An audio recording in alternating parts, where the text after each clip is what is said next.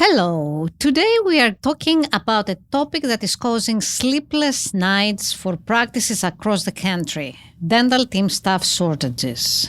Hello, everybody. I'm Dr. Effie Ioannidou. And I am Dr. Arnell Wright.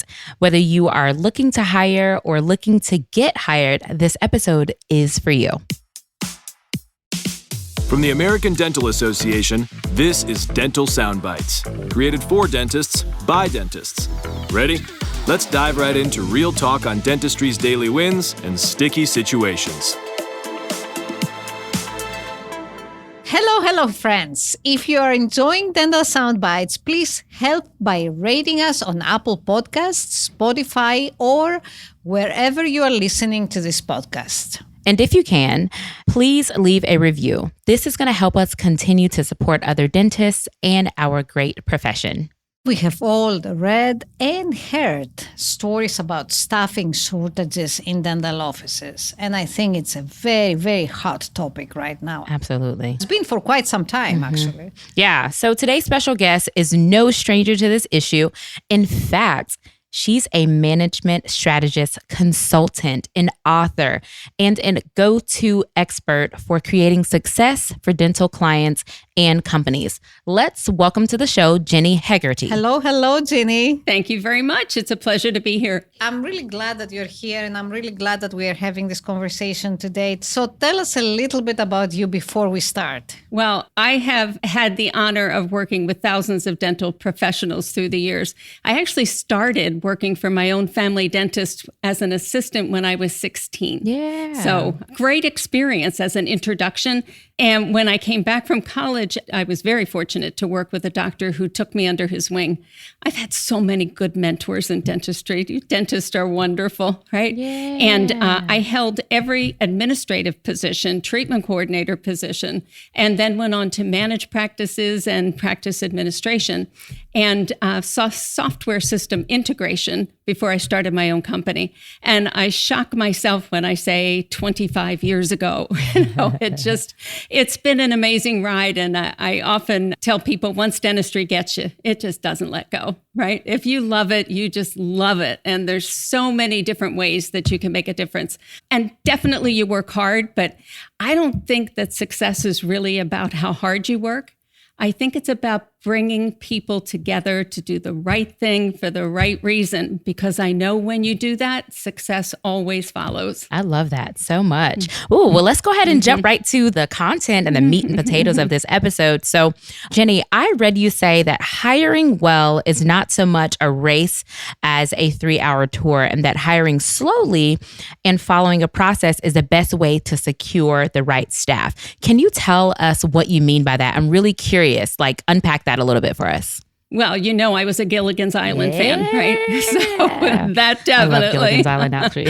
But what I really mean by that is what most hiring managers do is they meet somebody, and within the first 10 minutes of meeting them, they decide whether they are going to be the one or not. 10 minutes. 10 minutes. Wow. That's the race part. And they spend the rest of the interview gathering information to support their position. So we're going on gut instinct, right? Yeah. And sometimes in life that works. But in hiring, it's not really a great plan, right? So I think there's a few reasons why that happens. Number one is nobody's ever taught most dentists how to hire. Very true. Right? So that's it. You just go with instinct. You have a conversation with people. And if you click, you think that person might be good, right? Mm-hmm. But the other part that I find a little bit entertaining is that doctors will say to me, oh my gosh, you are so right. They research the top 10 interview questions before they meet someone. And what do you think the candidates do? They do the same thing. They research the top 10 interview answers, right? Yeah. And so then this theater goes on where everybody's doing their performance really well, but they're not learning anything about each other, right? They learn very little. So I say if we're not following a system and measuring the results we're getting, then we're guessing. And again, guessing isn't a reliable plan. And again, most doctors are hiring when they're desperate, or they're desperate when they're hiring, right? So they feel like, I want to do this for my team. We're shorthanded. I want to get somebody in there for them. But there's a little lesson that I've learned and I've watched dentists learn over and over again, and that's that it's tough to be shorthanded. You can get your team to rally around you, but the hardest part is actually after you hire, the first 3 weeks, you're technically still shorthanded because you're spending your time training, right? Yeah. And if you go through that and 3 weeks or 3 months later, you have to repeat the whole process because it wasn't the right fit, it's demoralizing to the team. They don't want to go through that again, right? So I think now we get to the 3-hour tour part. You need a system, you need a plan, right? You need an itinerary, as it was, so that you're not guessing. You have steps that you follow with each part of the interview and with each person you meet with, so that what you're doing is comparing applicants to how well they can do with the job, as opposed to who's the best of the bunch. Because the best of the bunch might not be right. You might need to start putting another ad out for recruiting again. So I think that's why all that happens. It makes sense. We just need to find a better way. And does this system apply to any staff position, you think, like from the dental assistant to the hygienist to the front desk? Is it like is it like a generic system that you think that can apply, or depends on the level of engagement that the person is expected to have in the practice? I think everybody needs to have a high level of engagement and drive and energy for the practice. But there are absolutely differences in the skills that you need in each place. So my hiring system, which I call HR GPS. Ooh, I like that. It took a long time to come up with that name. But within the hiring system, there are separate forms and strategies that you use for administrative, clinical, and hygiene, because we are looking for different skills there. And when you're interviewing people, you're asking them multiple types of questions. So if I want to ask a situational question, I want it to be one that a hygienist can relate to or the front office can relate to, and they can be different, right? No, that's great. I really like this. And I think it's really very important given the fact that recent polls from ADA's Health Policy Institute show that as of the end of March this year, dentists say recruitment is extremely challenging, although to a lesser degree compared to a year ago. What do you think is the best way to navigate this hiring problem in today's climate? So the best way absolutely is going to be hire right the first time. That's right. Yes. Right. Easier said than done. Very. Right? Yes. And then after you can do that, right, and we'll talk about how to do that, remembering that hiring is always more of an art than a science, because we're dealing with people, right? And people can pull the wool over our eyes, right? They can talk a good game, but we're going to try to break that down so we understand it, right? So once we hire intentionally and hire the right person the first time, then we want to stop hiring, right? Which sounds kind of weird. Stop hiring. We want to focus on retention, right? And we all know doctors who have their team who have been with them for 10 years, right? The level of stress in that practice, 90% of the time is low. Minimal, yeah. Yeah. So people are human. So there can be stress, right? And sometimes a long-term employee brings it. But for the most part, if you... Say that again. That's a different conversation, right? I know, for a different day, definitely. I'm just thinking about some things here. Yeah. I haven't been in practice for 10 years, but I'm just thinking like, I can relate. But normally what you see is this team has created a culture that they love. Yeah. And what ends up happening is that they don't want to leave, right? So then you can stop hiring and start focusing on growing your practice and enjoying yourselves. That's what I want for everyone. So for me, the way I ask teams to start, do you remember Bill Murray in the Groundhog Day? Do you remember that movie? I'm a horrible movie watcher, so I don't know. He has to repeat the same day every day until he figures it out, right? Okay. So it was called Groundhog Day because he wakes up and every day is exactly the same, right? Got it.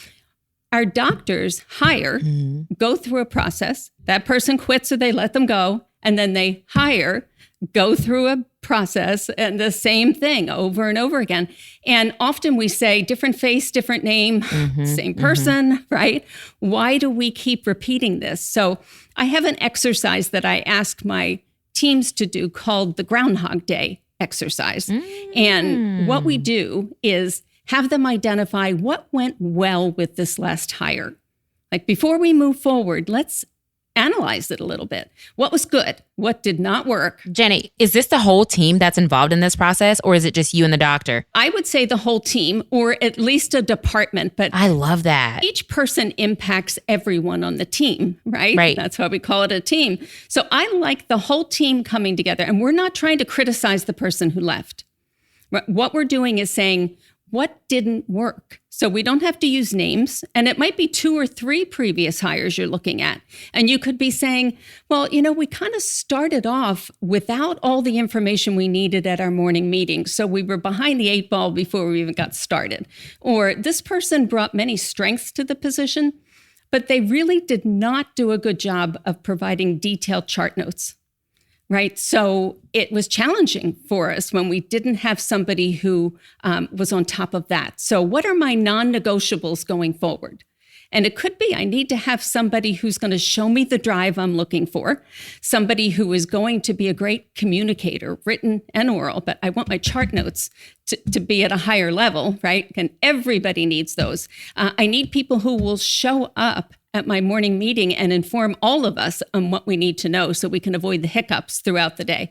So you can see the benefit of that exercise where you can start to say, okay, this is what we need. Now, the next step is to have this team create an ad that they would answer. Something that, they all buy in, and it's something that would catch their attention is what you're saying. Yeah, I think it's 6 words that are really your greatest currency in leadership.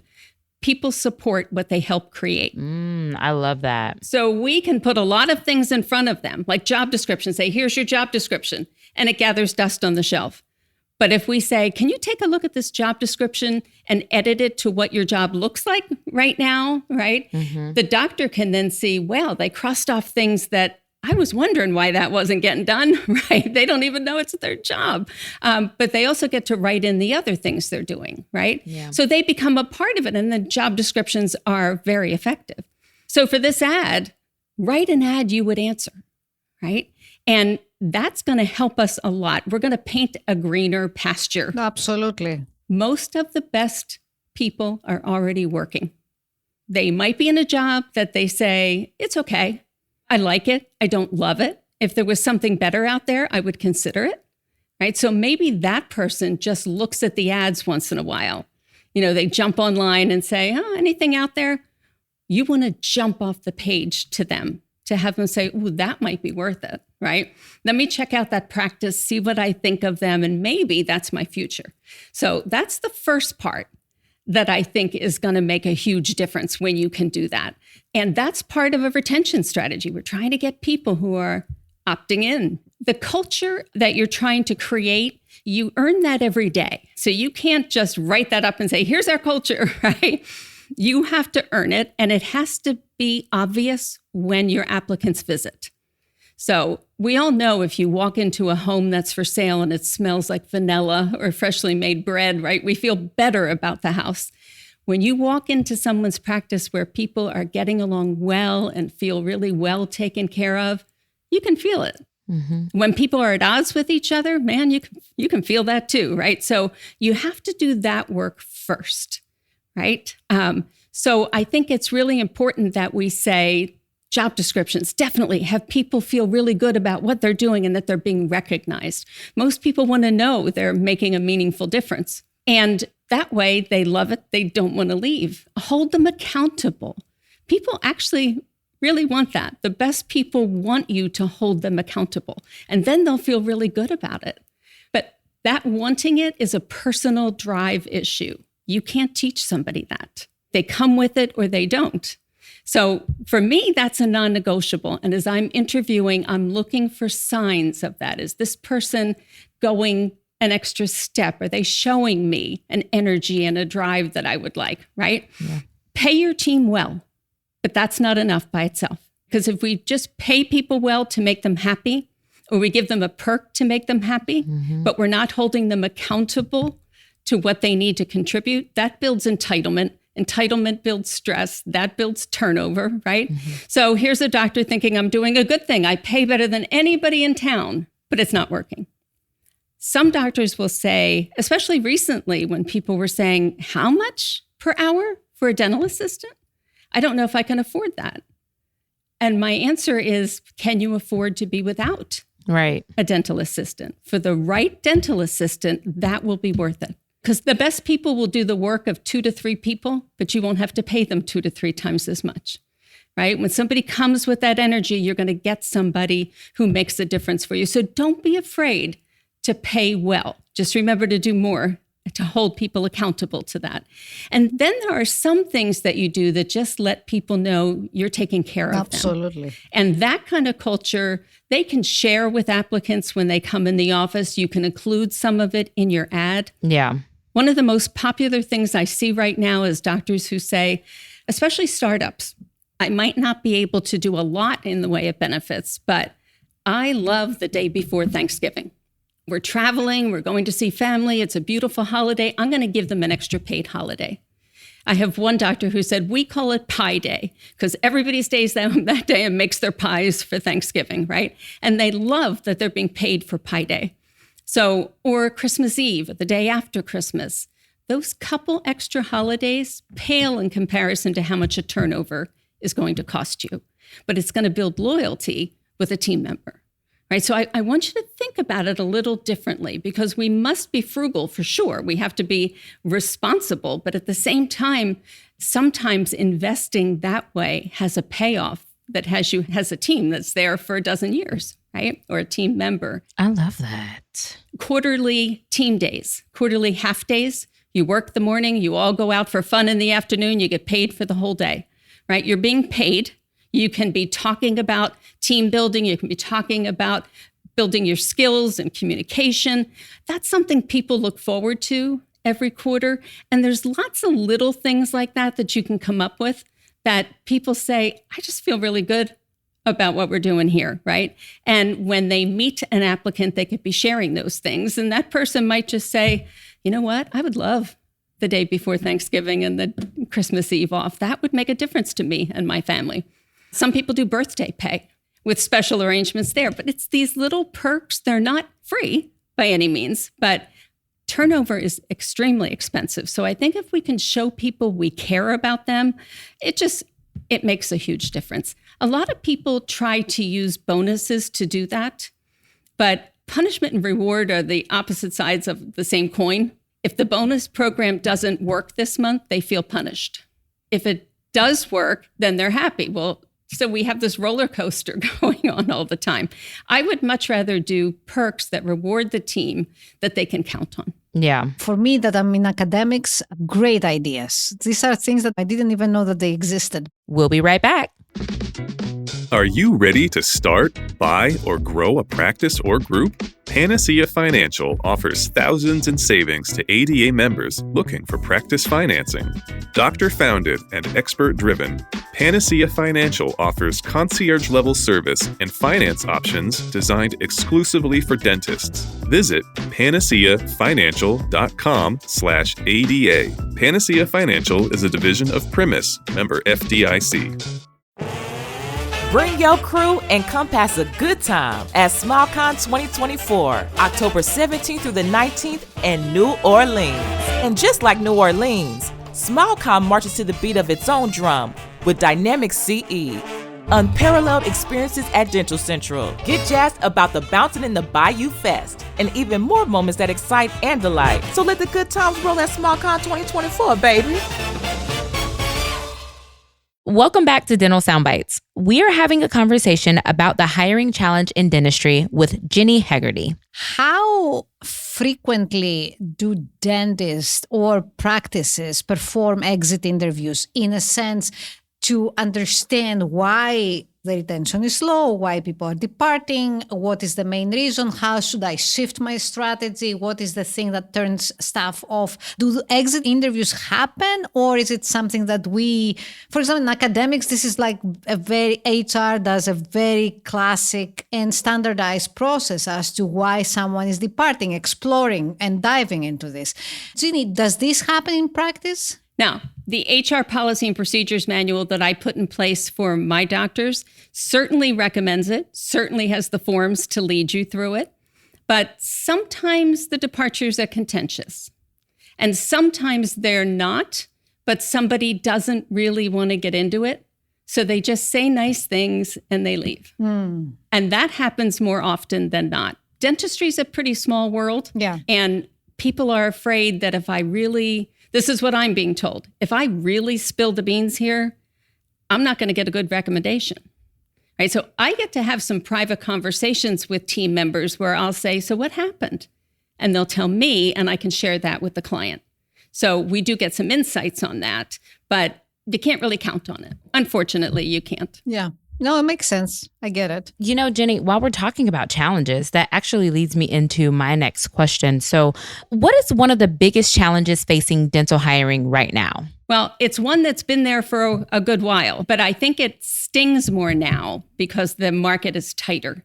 When people are dealing with a problem, what they do is they're right in that problem. They're in the thick of it, right? And they try to move forward from there when really studies show that most problems are solved in the first 20% of the issue. So if we never go backwards and start at the beginning, right, we're not going to solve it. So most people take the problem and they take off from there. Where here I'm saying, okay, we had an issue, we just groundhogged it. We Groundhog Day it. So we know what worked, what didn't work, what our non-negotiables are. Yeah. Now let's go back to the very beginning. How did we do our hiring? Did we put the same ad we've always put in? Did we put it in the same places we've always put it? Did we have people come in? If they sent a resume, we brought them in, right? That's hard for the doctors because it takes up too much time. Ooh. And most doctors are going to say, I just don't have the time for it. And some people have said, if it's a warm body, just hire them. Yeah. I just need somebody to be here. Now, that sounds harsh, right? But I've been told that a lot. I just need somebody who can be here. But we know from experience that will end up much more frustrating than asking the team. You bring the team together and you say, gosh, guys, I am so sorry. I know you're working hard. I appreciate it so much. I don't want to put you through this again in a month.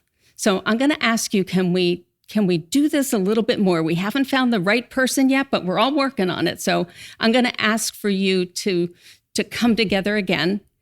Do you know how many people tell me we were shorthanded and it was like a fabulous day? It was less stressful than days when we had a full team with the wrong person on it, right? You take good care of your team, they will take good care of you. On a day when it's really tight, I tell my clients, fill your staff lounge with protein and treats. And if your team likes chocolate, put chocolate in there, right?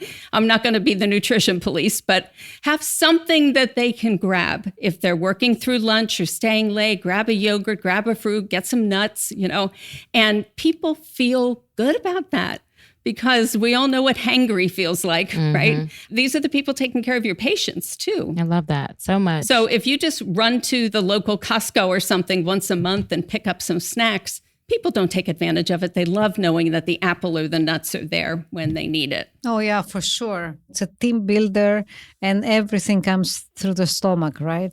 You really want people happy and not hungry, for sure. Yes. For sure. But you need a system, which is what we had started about before, right? So when you get that ad that paints the greener pasture, right?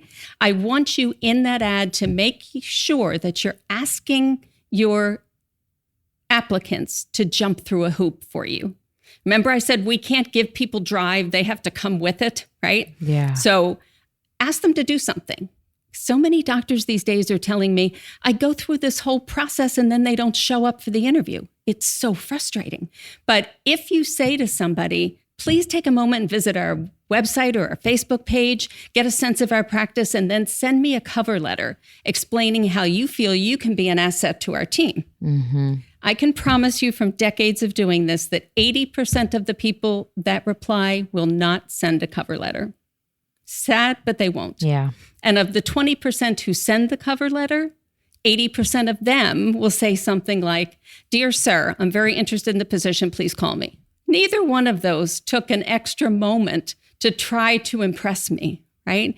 They didn't even listen to what I asked for. So now the people that I'm dealing with, the numbers just went down big time. So I just have a few people because their letter jumped off the screen at me. And I thought, that's the personality I'm looking for, right? And that's who you do a phone interview with. And if they pass the phone interview, that's who you do the personal interview with. So first thing would be to jump through a hoop. The second thing is quantify your process. That's part of the system. And by that, I mean, we're going to measure.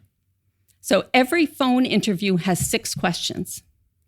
You get a possible 5 points for each question. So that would be 30 points, right? So you have a rubric. Yes. Mm-hmm. I love this I love so it. much. I love Oh it. my gosh. Help me out. I'm being coached right now. Yeah, it's wonderful. It really works, right? So I'm asking 6 questions. They can score anywhere between 1 and 5, 1 being not at all appropriate, 5 being love their answer. And most doctors sit and write everything the person is saying down. I'm not worried about everything they say. I want you to score them based on how you felt. If you love their answer, give them a 5. And it's easy math to do in your head, even me. I don't do air math too often, but I've got 6 times 5, a possible 30 points. At the end of those questions, I take a quick look. Now, of a possible 30 points, what would be your minimum score that would cause you to invite them in for a personal interview? I always try to be flexible and inclusive and try to give second chance to people that I'm like borderline. So I would even go 50%. Like if I would say a 15 and up, I would see them. Now, of course, again, I am thinking with my academic hat, right? In private practice, if you say 15 and up, I will see them.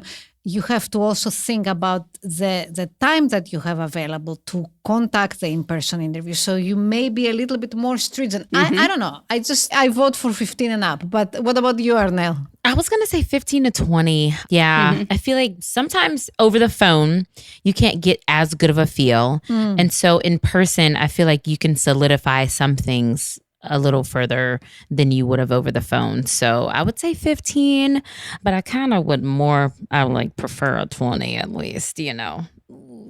Okay. Are we too soft? Are we too soft, Ginny? What do you think? I think you're very generous. Very generous. Oh, okay. So you're thinking of 25 then, huh? I'm thinking more like if I'm an exceptional practice and I've got a group of B plus and A players, I don't want to bring a C minus or a D in. You have a point. Right? So I would rather bring a strong C or a B minus. I would rather try to match up the energy and the drive, because that's what I'm looking for in these questions. If I ask somebody the 3 most important things in your next job and they say the pay, the hours, and the benefits, I'm like, anything else? They can find that anywhere, yeah. I'm not impressed by that. But if somebody starts to talk to me about how they love a very compassionate approach to the patient and they love a commitment to continual education, they love to learn, that's more important to me, where I'm thinking, yeah, I like that. So I would say, given where you're coming from, at least a 20. So, and then when you are finished your phone interviews, you've got, let's say you have 4 people or 6 people. You're going to have some that got an average score of 3, some 4, some 5, right? And you can decide, wait a minute, I'll see them all, or I'm going to pick the ones that I was most impressed by because I quantified the result, right? Yeah. Now, we're not going best of the bunch. We're going against the job. This is what I'm looking for. Support my vision, support my values within the practice. Then you do the personal interview, and I have 9 questions, each worth 5 points. There are additional questions as well. But what you have then is a chance for somebody to show you how high do they score there. So is this worth me investing time? Because there's a good chance this person might work out. Makes sense. I always have people do written interviews because that lets me see their critical thinking and judgment and how well they communicate, even grammar and spelling and things like that. Oh, for sure. Yes, because everybody has to do that, right? And the next thing I love is doing an online assessment, a communication profile. So for my best candidates, I can then look at it and see what kind of emotional intelligence do they have? Personal drive, interpersonal drive, social agility, work ethic. Those things are so important, right? That's where a lot of people trip up. I want to see that ahead of time. So an online profile will allow me to review that, right? And then when I've chosen someone who I think is a great candidate, do a conditional offer of employment conditioned on them passing background and reference checks. Huh. I would never skip that step, right? Because that's where people get in trouble. So you said the conditional, I get this, but then is there a probationary period of 6 months, say, into the job? And you say, in 6 months we reevaluate and then how does this work? Well, the guidance that we get from employment law attorneys is not to use the word probation. Yeah, but people always did. They always did. Yes. Of course, Sorry. you've heard that, right? Or trial period. Yeah. We don't say those things. Everybody has a 90-day training and orientation period. Mm-hmm. And you are as responsible for the employment labor laws on day 1 as you are on day 90. Right. So it's not like you get a get out of jail free card or anything. Sure. You're responsible to follow the law and to be aware of the law, right? Yeah. You don't have to be an expert. Just partner with an HR expert. So during that training and orientation period, if somebody isn't working out, you can let them go. The courts will look much more kindly on it if it happened in that first 90 days. I suggest that doctors meet with their new employees at the 4th, 7th, and 11th weeks. And if it's not working well, you don't need to continue. If it is, you start to build on integrating them into the practice. And then after that, meet with them quarterly, just for coffee and see how things are going. People really like your attention, right? They like to know you're listening to them. Yeah. So follow the laws. Don't call it probation, call it training and orientation, right? That's a much safer approach for you to take. Yeah, that's a very good tip. I like this. Now, this makes me think about the next question. So what about people looking for work associates, hygienists, office staff? What should they be doing to help employers find them? And on top of this, how can students or recent graduates, residencies, even specialists, what can they do to improve their job outlook? Like, what are your tips that you are suggesting? Well, everybody looks at LinkedIn. Somebody who is looking for a job, that's the time that they're going to be wanting to show themselves in the best light, right? So as part of LinkedIn, you can add all kinds of features to it. You can be introducing yourself beautifully on there. So I would definitely start with that, but I would also talk to everybody I knew. I would visit local dentists. I would send letters to people introducing myself in case you need someone, keep my resume on file. You'd be surprised how many people are always looking for good people. And if something comes across their desk they're excited about, they'll call you in. Some people are always looking, right? There are also temporary agencies out there that you can use, and you get to meet practices then. It's almost like a working interview. They get to see your work, the way that you communicate and engage with patients. Get yourself on there. Even if you're thinking, I don't want to do temp work, but maybe one day a week I would make myself available to that so that I get a sense. And some people say to me, I get a sense of the practices I don't want to join. Yeah, that's a good point. Yeah. And because that's why there's chocolate and vanilla. It's, it's not everybody wants the same thing, right? So it can be beneficial to be able to do that. The other thing, talk to your friends in dentistry. There is something I recommend to my clients called an employee referral bonus. It's one of the bonuses I love. Ooh. And you see this in the business world a lot, where if somebody recommends someone they know and that person is hired, then the person that made the recommendation gets the bonus. So in this case, I recommend doctors offer a $250 bonus if I hire the full-time person you recommend. Now, they're still going to go through the recruitment process, so it's not a guarantee. And then after they complete their first 30 days, you'll get half of the bonus. And they complete their 90 days, you get the other half. Oh, I like it. Yeah. It's a nice little shopping spree, right? It's a little perk people like, but it's not enough for somebody to bring somebody into their team that they don't like, right? They're not going to want to work with that person. Then they're not going to recommend them. But that's a way that somebody can say, oh, you know what? I do have a friend who's just graduating, and she was an assistant before she went to hygiene school. So she's coming with a lot of experience, and who knows, maybe I can certainly make the connection if you'd like, right? So I think that, and then also be thinking about, as the person looking for the position, do you want any position that gives me a paycheck twice a month? Or do you want something different?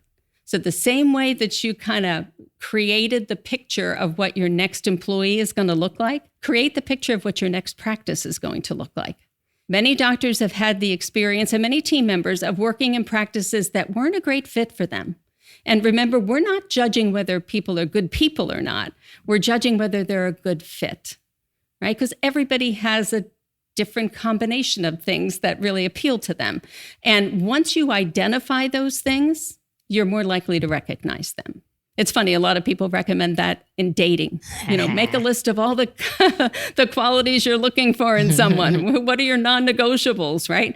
When you know that about yourself, you'll be able to make decisions that keep you moving forward. Because why would you want to take a position where you'll be unhappy, where if you knew to say no, you could find the next position a week later or so. So I think that can make a big difference. Just get out there, reach out to everybody you can think of. Use technology where it will help, for sure.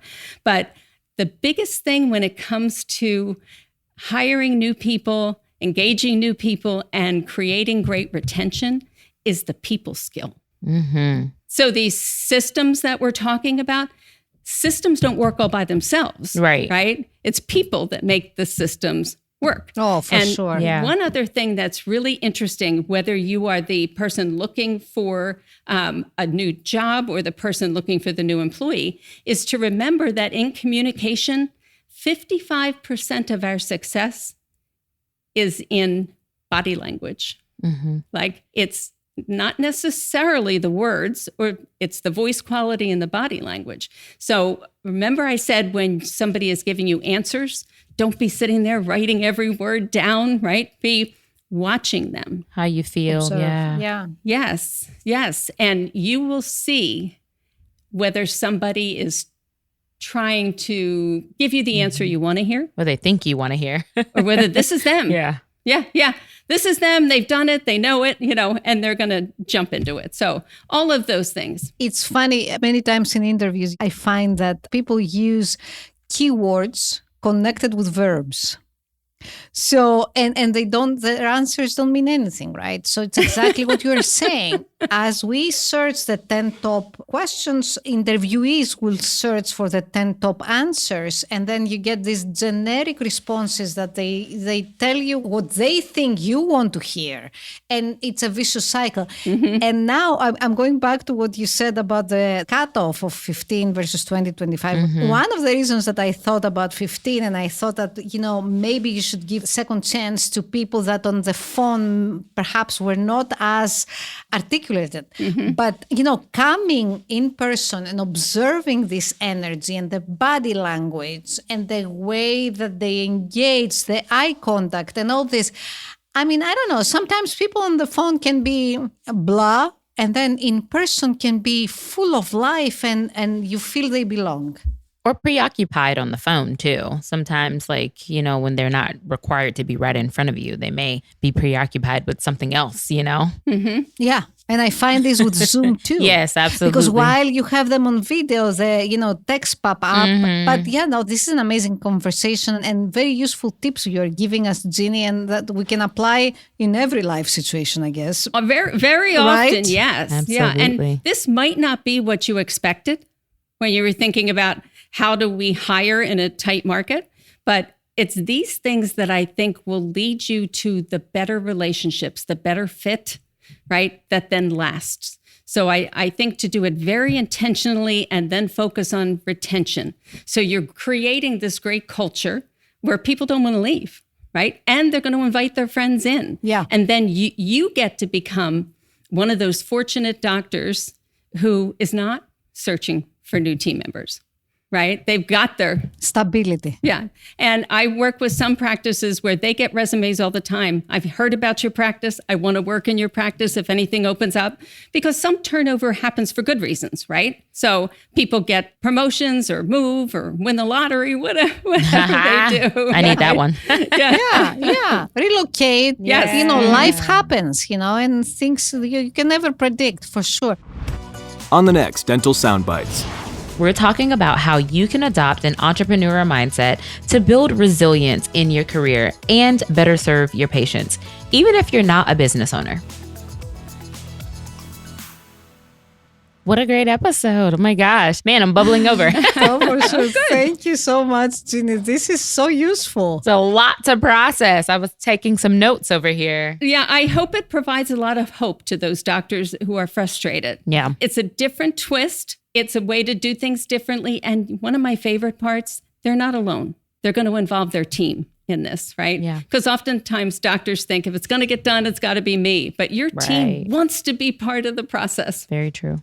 And it will be more successful if they are. And I think that you're right. If the team and the practice identify a system for hiring and take a breath and be patient, I think that the outcome, the way that you build the system, the outcome can be very successful with high retention. Yeah. So I love this. This was a very, very useful and very insightful conversation. And we really appreciated the fact that you took the time to be with us today. Thank you so much, Ginny. Oh, it was my pleasure. Dentistry has been very good to me. Right? I've thoroughly enjoyed my years in dentistry, and I love to pay it forward. Love it, love it, love it. Thank you, thank you, thank you. Well, Jenny, before you go, can you tell our listeners how they can find out more about you, where they can follow you online? Just give us a quick rundown of where we can reach out. Sure. The best place would be to go to my website. So GinnyHegarty.com. And that's GinnyHegarty.com. The vowels usually get people on that. Yeah.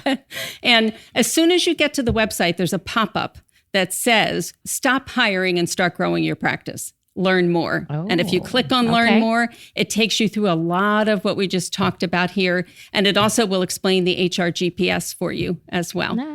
I have a copy of the Groundhog Day exercise. If anybody wants to email me, I'd be happy to send it to them. So however you like to do that, I'd be happy to share it. Awesome. Thanks for being here. Thank you, Ginny. This is a great resource, and I'm sure a lot of practitioners and a lot of practices will find it as useful as Arnell and I found it, right? Absolutely. Wonderful, wonderful. Well, thank you for the opportunity. Yeah. So one more thing before you go, Jenny, can you tell everyone your email address, and we will add that to the show notes? Sure. It's Ginny@GinnyHegarty.com. Beautiful. Thank you. Thank you so much. You're very welcome. Well, to all of our listeners, if you like this episode, we want you to share it with a friend, then subscribe to the podcast wherever you're listening so that you can get the latest episodes. You can also rate it, you can write a review, and follow us on social media. And of course, don't forget, our conversation always continues on the ADA member app and on our YouTube channel with our fantastic videos. Catch all the bonus content and everything you didn't hear on the show. Until next time. Thank you for joining us. Dental Soundbites is an American Dental Association podcast. You can also find this show, resources, and more on the ADA member app and online at ada.org/podcast.